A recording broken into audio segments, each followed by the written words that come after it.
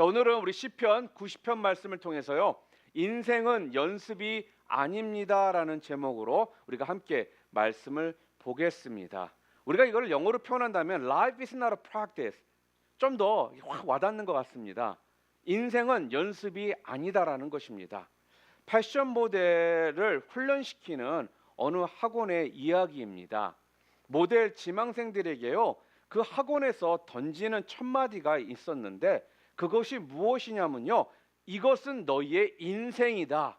그러니 드레스 리허설이 아니다라는 이 말을 그들에게 첫 번째로 던진다고 합니다. 그러니까 무슨 말이냐면요, 모델로 나아갈 때 그냥 옷을 내가 걸치고 연습하는 기분으로 나아가는 것이 아니라 내 생애에 지금 내가 입고 있는 이 옷을 입고서 걸어가는 그 런웨이가 내 생애의 최고의 모습이다라는 생각을 가지고 전력을 다해서 걸어라.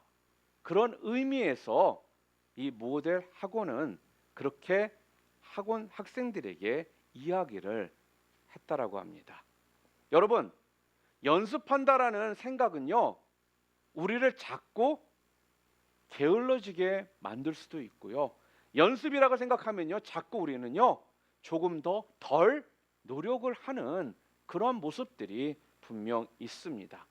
그러니까 이 모델하고는 그들에게 연습한다는 생각은 처음부터 버리고 최선의 모습으로 해라, 그 메시지를 주고 있는 겁니다. 여러분, 그런데요, 이것은 모델뿐만 아니라 우리 같이 예수 그리스도를 믿는 크리스천의 생활 가운데 진짜 모토가 되어야 하는 말이라 생각이 듭니다. 여러분, 우리의 삶은요, 한 번밖에 없습니다. 그렇기 때문에 여러분과 저는 우리의 삶을 최선을 다해서 살아야 한다는 거예요. 우리 중에는 아무도 인생을 한번 연습처럼 살다가 또 다른 인생을 살아갈 수 있는 사람은 이 땅에 없다라는 것입니다. 여러분들이 오늘을 위해서 어제 연습하고 오늘을 사시는 분은 아마도 없다라는 거예요. 어제의 삶은 어제로서 끝난 것이고요, 오늘 지금의 삶은 오늘로서 지금 시작과 함께 끝나게 되어 있다라는 것이죠. 찰스 린든버그가 사상 최초로 소형 비행기를 몰고선요, 대서양을 건넜습니다. 그 사람이 대서양을 건넌 후에 그러한 인터뷰를 하는 상황이 되었었는데 어떠한 한 기자가 그에게 이렇게 물었다고 합니다. 대서양을 건너는 그 기간 중에 가장 어려웠던 것이 도대체 무엇이었습니까? 이렇게 질문을 했습니다. 그랬더니요, 이 린드버그가 뭐라고 대답을 했냐면은 졸음이 가장 어려웠던 부분이었습니다. 그렇게 대답을 하더라는 거예요.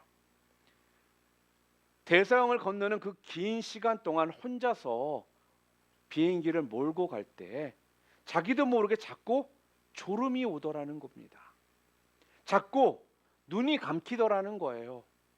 그런데요, 내가 이 순간 졸게 되면 죽겠다는 이 심각성 때문에 졸음을 끝까지 참고 자기가 대서양을 건널 수가 있었다라고 했습니다. 사랑하는 성도 여러분, 우리의 인생도 마찬가지입니다. 여러분과 저는요, 한 번밖에 없는 인생을 살아가는 사람들이라는 것입니다. 여러분과 저희가 한 번밖에 없는 인생을 산다라는 것을 분명히 안다라면요, 여러분과 저는 절대로 졸 수가 없다라는 거예요. 곁길로 갈 수가 없다라는 사실입니다. 우리는요, 그 목적지에 이르기까지 끝까지 최선을 다해야 한다라는 겁니다. 인생이 한 번밖에 없다라는 사실을 제대로 인지하고 있다라면, 오늘 우리가 함께 봉독한 오늘 성경 말씀은요, 모세가 쓴 인생을 살다가 어찌 보면 기도문으로 지금 쓴 시입니다. 모세는 여러분과 제가 아는 것처럼 120세까지 살았던 사람입니다. 그런데 언제 모세가 이 시를 썼는지는 정확하게는 알 수가 없지만 아마 인생이 거의 끝나갈 무렵에 썼을 것이라는 그 생각을 우리는 오늘 본문 내용을 통해 알 수가 있습니다. 여러분이 아시는 것처럼 모세의 삶은 어땠습니까? 모세는 평범한 삶을 살았던 사람은 분명 아니었습니다. 인생의 쓴맛과 단맛을요, 모세는 다 맛보았던 사람이라는 거예요. 그리고요, 모세는요, 여러분과 제가 아는 것처럼 큰 업적을 남겼던 사람입니다.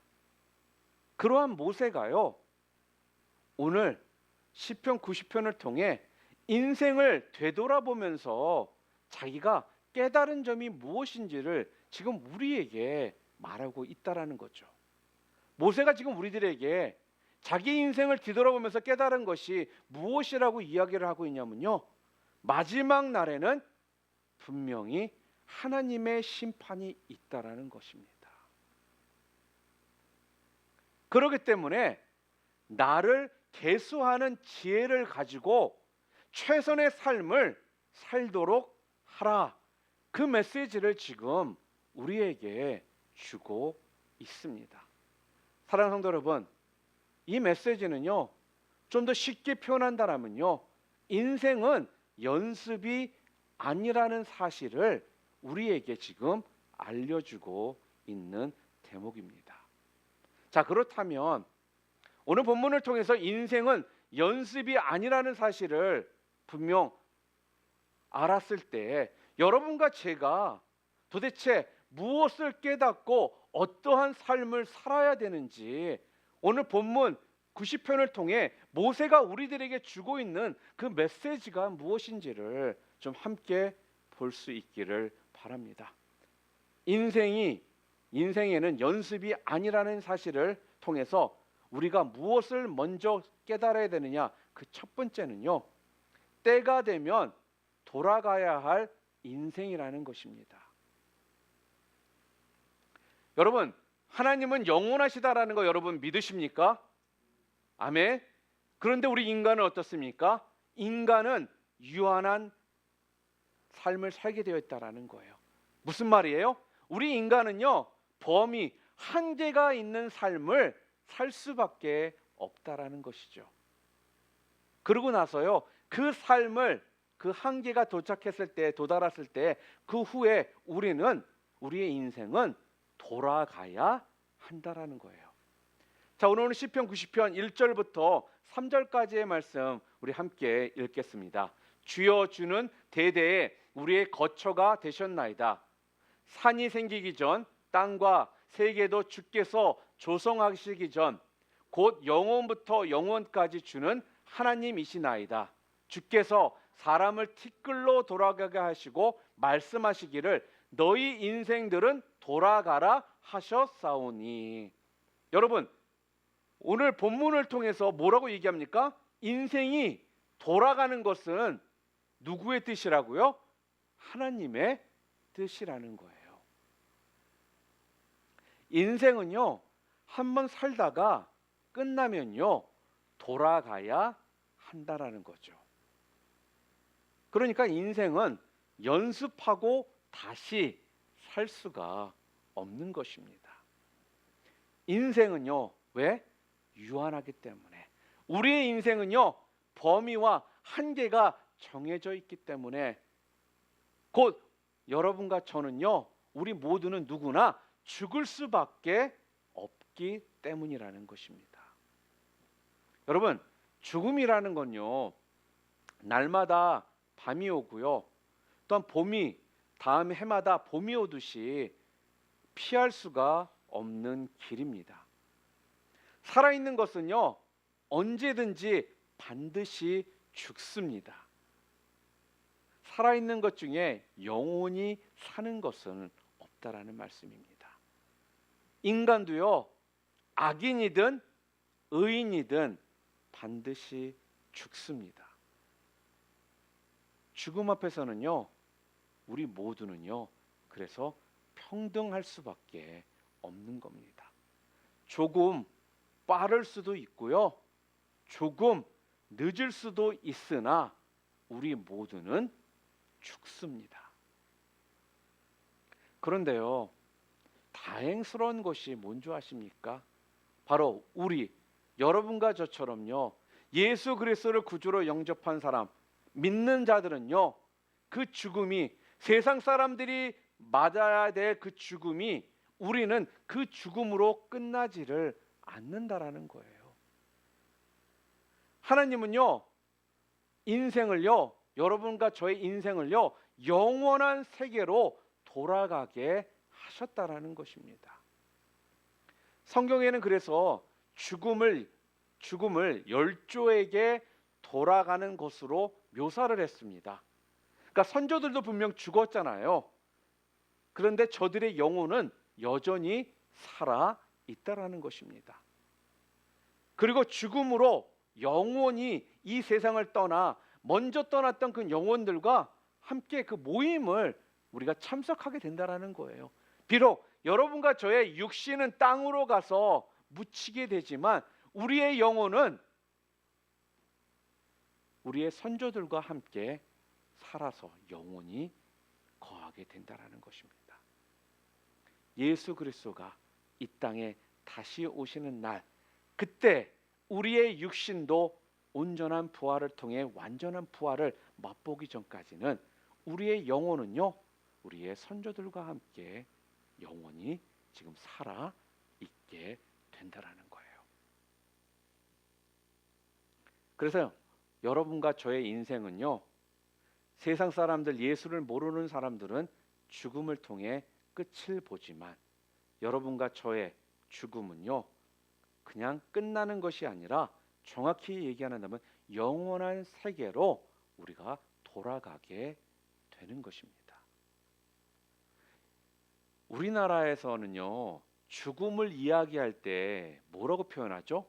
근데 우리나라가 이 표현하는 이 말이 굉장히 성경적인 것 같아요. 우리가 사람이 죽으면 뭐라고 얘기해요? 돌아가셨습니다라고 이야기를 하죠. 굉장히 성경적인 말입니다. 이 표현이, 돌아가셨다는 이 표현이요, 굉장히 성경적으로 일리가 있는 말이라는 거예요. 그렇기 때문에 우리 인간은 유한상을 넘어서요, 영원한 영혼을 초대하시는 하나님께로 나아가기 때문에 우리는요, 감사를 할 수밖에 없는 것이에요.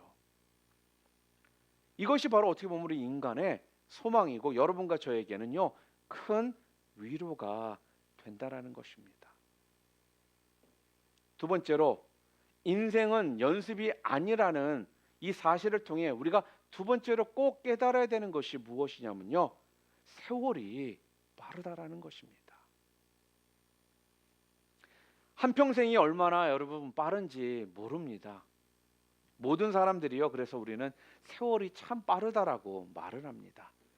모세도 이 세월의 이 빠름을요, 노래를 하지 않았습니까? 바로 오늘 본문 90편 4절과 6절 말씀 우리 함께 읽겠습니다. 주의 목전에는 천년이 지나간 어제 같으며 밤의 한순간 같을 뿐임이나이다.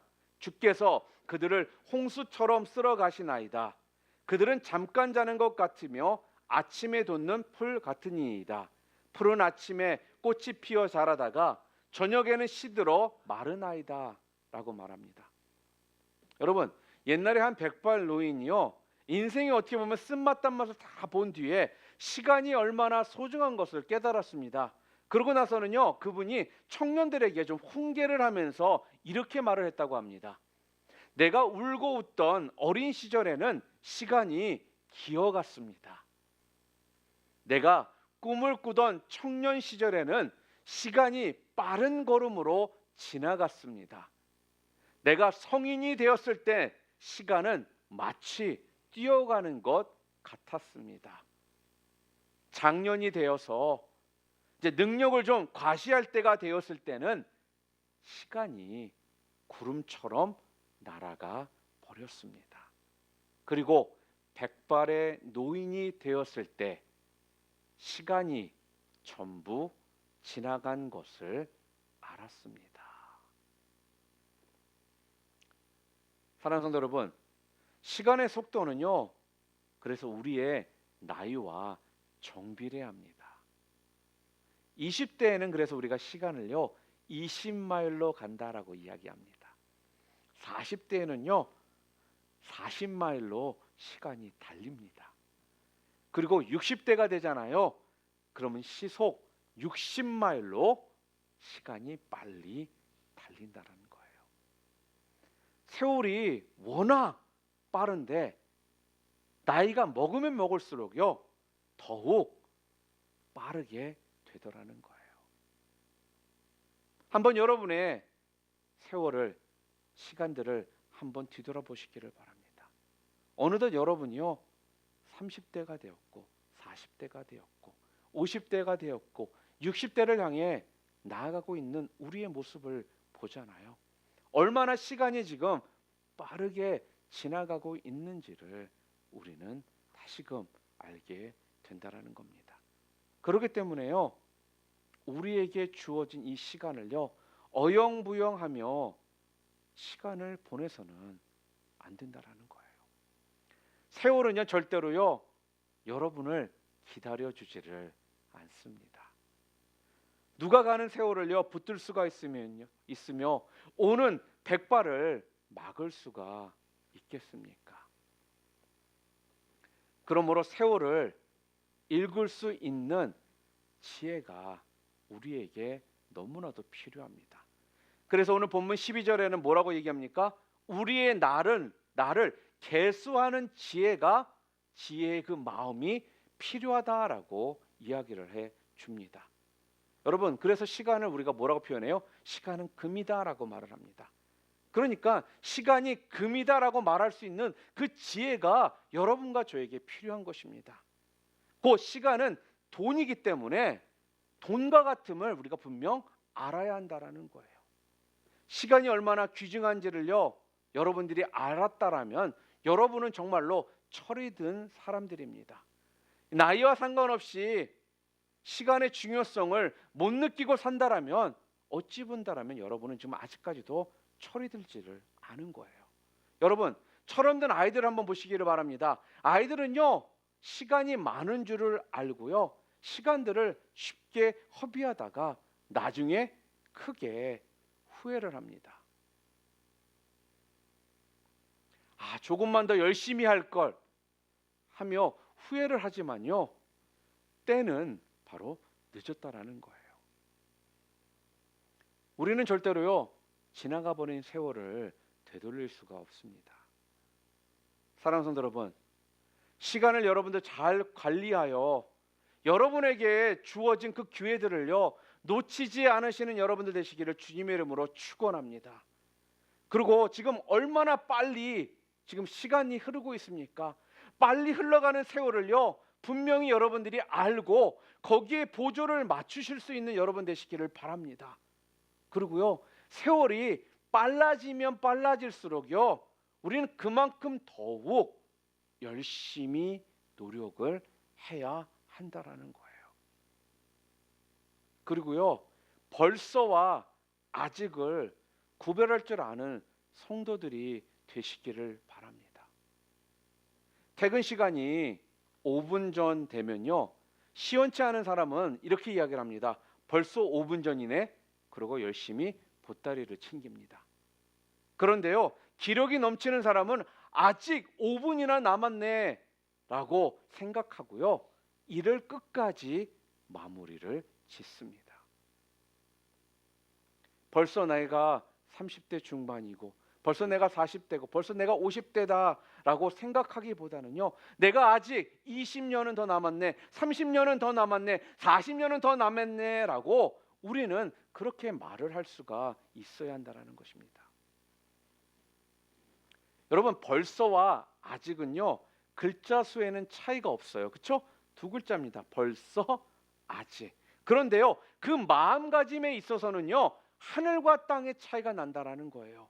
벌써와 아직이라는 이 단어에서요.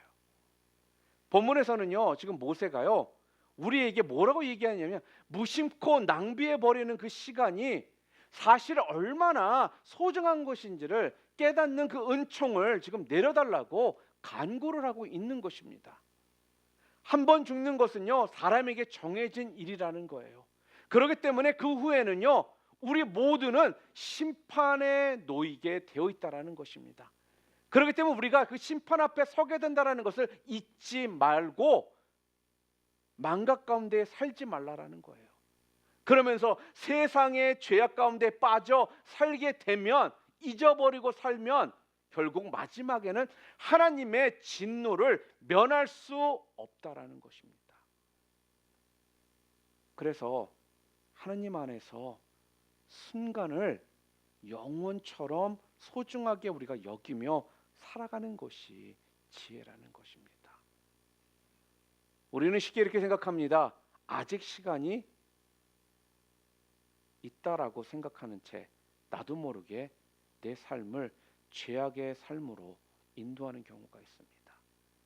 우리가 이번 주에 함께 보고 있는 시편 말씀을 통해서도 보면요, 성경은 우리들에게 계속적으로 이야기합니다. 하나님이 보지 않으신다, 하나님이 괜찮다라고 여기시나 보다라고 우리는 계속적으로 죄를 범하며 산다라는 거예요. 그런데요, 성경은요, 뭐라고 얘기하십니까?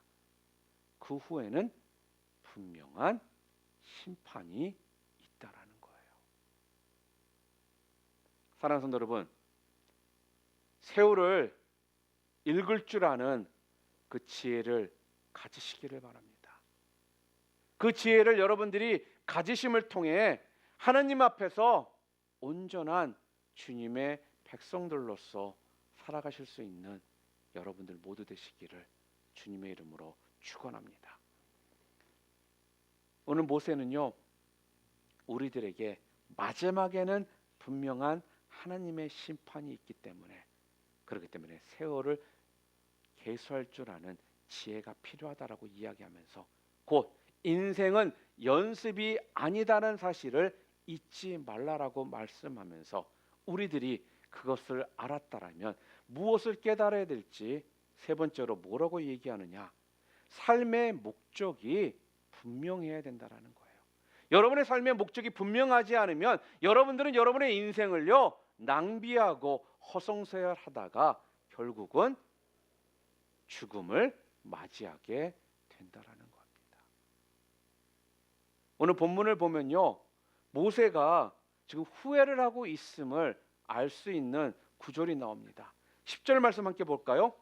우리의 연수가 70이요 강건하면 80이라도 그 연수의 자랑은 수고와 슬픔뿐이요 라고 말합니다. 여러분, 모세는 여러분과 제가 아는 것처럼 정말로 훌륭한 업적을 남긴 사람이지 않겠습니까?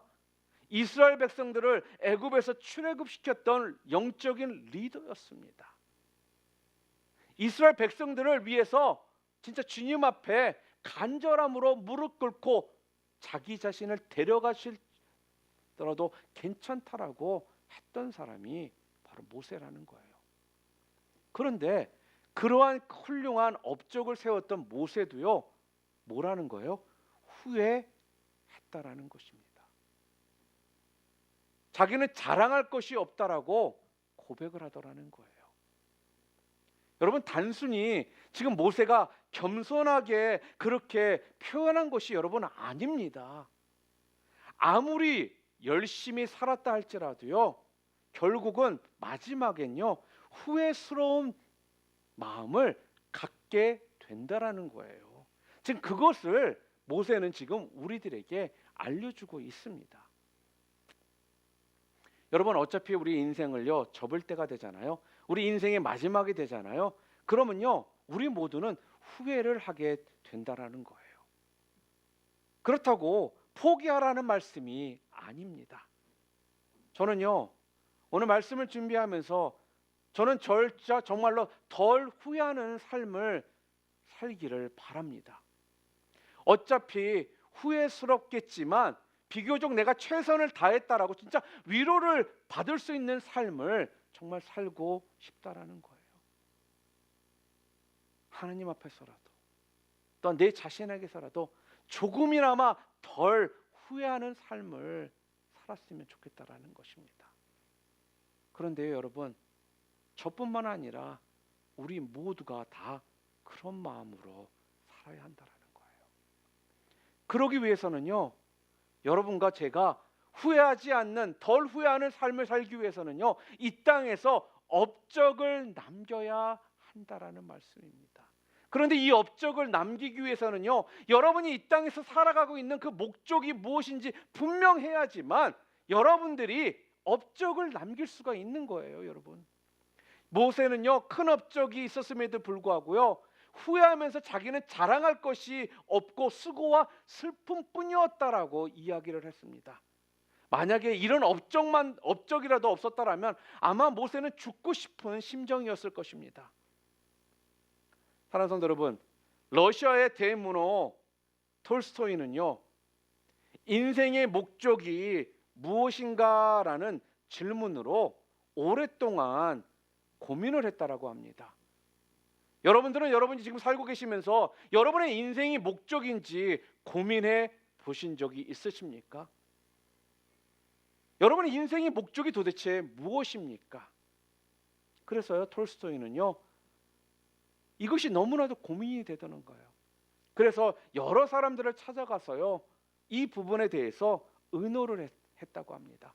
그런데 의논을 했지만 시원한 대답을 찾지를 못했습니다.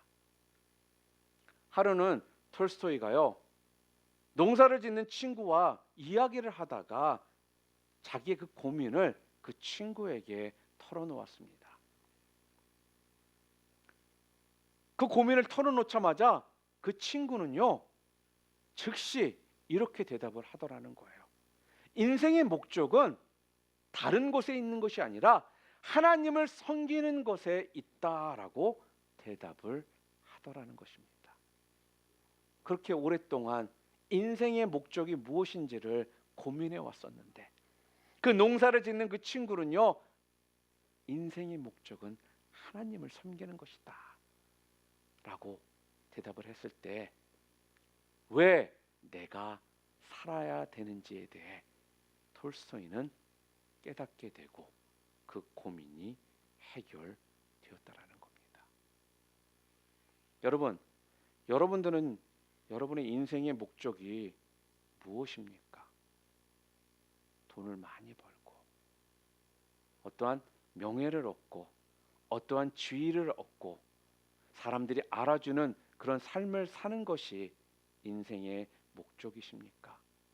아니, 좋은 집 사고 좋은 차 타고 때에 맞춰 여행 다니며 행복하게 그냥 세상 사람들이 부러워하는 그런 삶을 사는 것이 여러분의 인생의 목적이십니까?